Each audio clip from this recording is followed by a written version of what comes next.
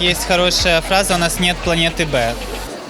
Так вот, у нас нет другого на самом деле пути, кроме как заниматься этими вопросами, кроме как решать эти проблемы, которые встают перед нами ежедневно. Вопрос отходов, вопрос перепроизводства, вопрос рационального и сознательного потребления – это все то, о чем мы говорим денно и ночно в стенах редакции и за их пределами.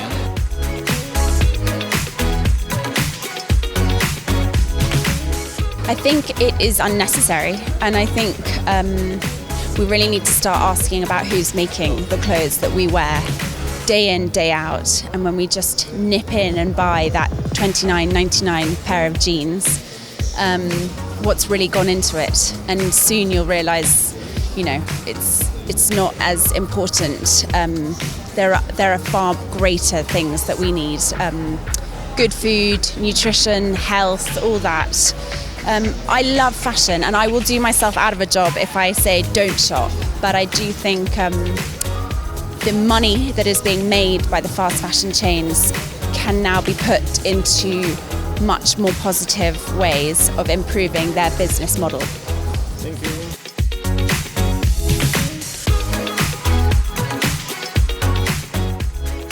If you talk about it from a business perspective, it's having a company that is more fluid, that's more transparent, that leverages, you know, AI tools that are out there to actually improve the processes to make the business more clean as well. Not just profitable, but also more clean.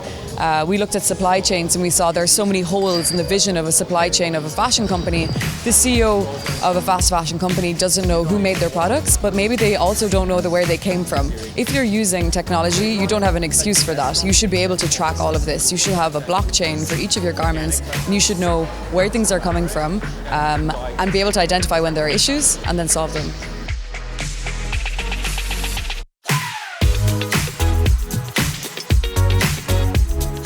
The manufacturing is going towards more optimizing the resources that you use. What are those resources? You're using a lot of water, you're using a lot of chemicals, you're using a lot of energy, right? And these resources are precious resources. So how can I minimize the use or optimize the use of resources? That's one thing. The other thing is using the right chemicals. As I mentioned in my presentation today, there are a lot of toxic chemicals being used in making fabrics, trims, and so on and so forth. So the other thing is, how can I optimize use of those chemicals and how can I use safer chemicals so that the workers making those fabrics are safe, so that whatever chemicals go up in the air, they're not polluting the environment. Whatever goes down to the water is not polluting the environment. At the end of the day, when you're using safe chemicals, you also know that the product that you're making is safe for the end consumer.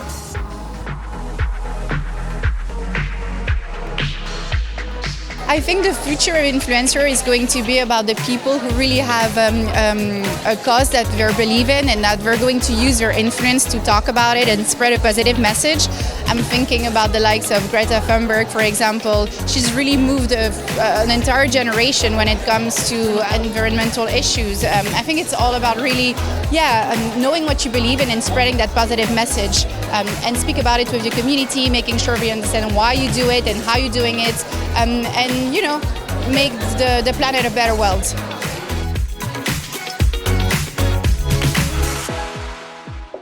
We can change our own worlds. You know, if we can change our own bubble, then we actually start to influence other people. So the moment that I took a step back from trying to just pay my bills and pay my rent and focused on me and my world was when I started to influence others and influence other people's worlds. And that's how you change the world.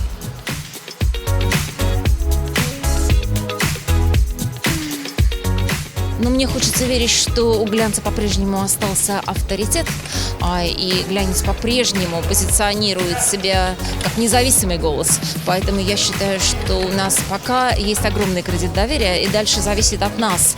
Мы можем, например, объяснить людям, как покупать. Мы можем объяснить людям, что надо покупать меньше. Мы можем сказать людям, что надо покупать. То есть мы можем, может быть, не в корне, но существенно изменить систему потребления. И потому как мы относимся к этой системе потребления, нас будут судить.